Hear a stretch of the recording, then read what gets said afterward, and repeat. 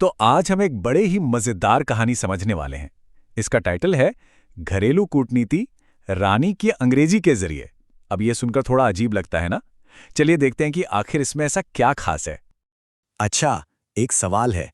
अगर कोई अपने घर में लड़ने झगड़ने की भाषा ही बदल दे, तो क्या होगा? क्या सिर्फ भाषा बदलने से किसी की जिंदगी में कोई फर्क आ सकता है? बड़ा अजीब सवाल है ना? तो आज की हमारी ये कहानी एक ऐसे ही कपल की है जिन्होंने सच में यही करके देखा, और उनकी ये यात्रा उन्हें कहाँ ले गई, ये जानना बहुत दिलचस्प है। तो चलिए कहानी शुरू करते हैं। ये बात है एक आम मिडिल क्लास घर की। एक ऐसा घर जहां अंग्रेजी सिर्फ बोलने की भाषा नहीं थी। नहीं, वो तो इज्जत का मैटर थी।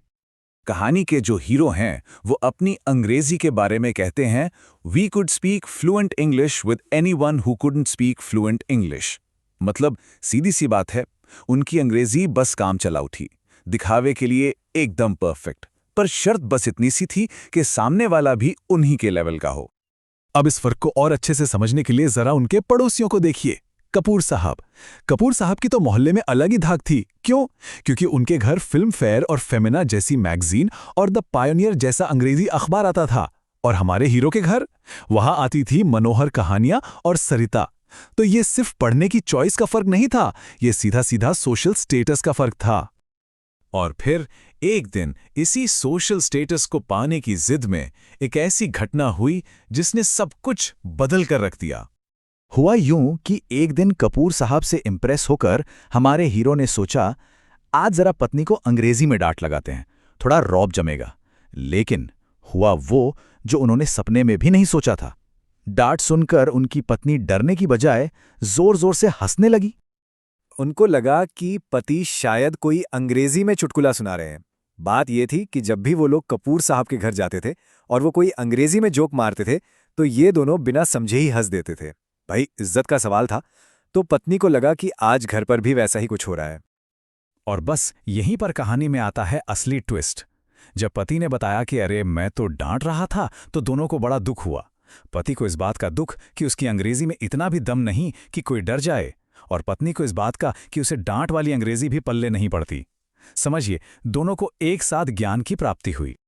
और इस ज्ञान प्राप्ति के बाद उन्होंने एक ऐसा फैसला लिया जो शायद ही किसी ने लिया हो। एक बहुत ही अनोखा और कह सकते हैं क्रांतिकारी फैसला। उन्होंने ये तय किया कि आज से इस घर में हर लड़ाई, हर बहस, हर कहासुनी सिर्फ और सिर्फ अंग्रेजी में होगी। जी हां, आपने सही सुना, सिर्फ अंग्रेजी में। और इस फैसले पर अमल करने के लिए उन्होंने बाकायदा एक पूरा सिस्टम बना लिया। स्टेप 1, सुबह उठकर देवी सरस्वती से अंग्रेजी में प्रार्थना करो। स्टेप 2, लड़ाई शुरू करने से पहले शीशे के सामने खड़े होकर प्रैक्टिस करो। और स्टेप 3, पूरी तैयारी के साथ एक दूसरे पर अंग्रेजी में हमला बोल दो। लेकिन इस अजीब से एक्सपेरिमेंट का जो नतीजा निकला ना, उनकी सोच से बिल्कुल अलग था। धीरे धीरे उनकी लड़ाई पढ़ाई में बदलने लगी। अब सोचिए, लड़ाई का मकसद एक दूसरे को हराना नहीं रहा, बल्कि सही अंग्रेजी का शब्द ढूंढना हो गया। अब जब गुस्से में सही शब्द ही याद ना आए, तो गुस्सा तो अपने आप ठंडा हो जाएगा, है ना? तो अब उनका टाइम एक दूसरे की पोल खोलने में नहीं, बल्कि डिक्शनरी खोलने में जाने लगा। और कहानी का सबसे मजेदार हिस्सा तो अब आता है। हीरो खुद बताते हैं कि जब उनकी पत्नी अंग्रेजी में उनकी बहन की बुराई करती थी, तो वो इतनी प्यारी लगती थी, जैसे कोई तारीफ कर रहा हो। कमाल है इस भाषा का। सोचिए जरा। उनकी लड़ाइयां कुछ ऐसी हो गई थीं कि बीच में ही रुक जाती थीं इस सवाल पर, यहां हैव लगेगा या हैज। मतलब एक दूसरे पर चिल्लाने की जगह वो ग्रामर की क्लास लगाने लगते थे। और मामला यहां तक पहुंच गया कि उनके घर में झगड़ा खत्म करने के लिए अब सॉरी की जरूरत नहीं थी।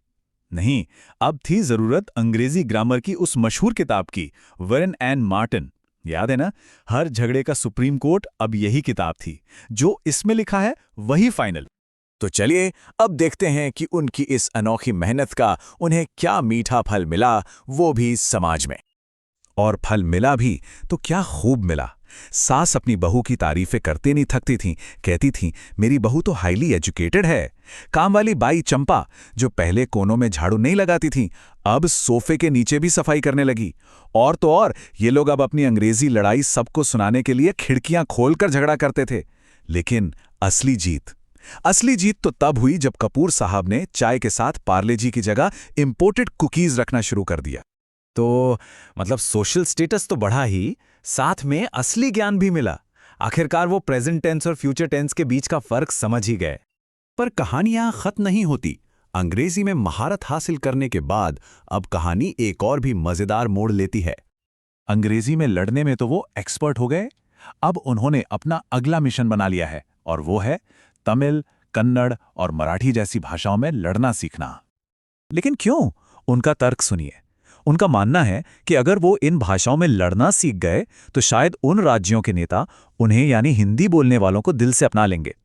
तो देखिए, एक पति पत्नी के घर से शुरू हुई ये कहानी आखिर में एक बहुत बड़े सामाजिक और राजनीतिक सवाल पर आकर खत्म होती है। और वो सवाल हमें सोचने पर मजबूर करता है कि क्या वाकई एक दूसरे को अपनाने के लिए अब हमें एक दूसरे से लड़ने की भाषा सीखनी पड़ेगी?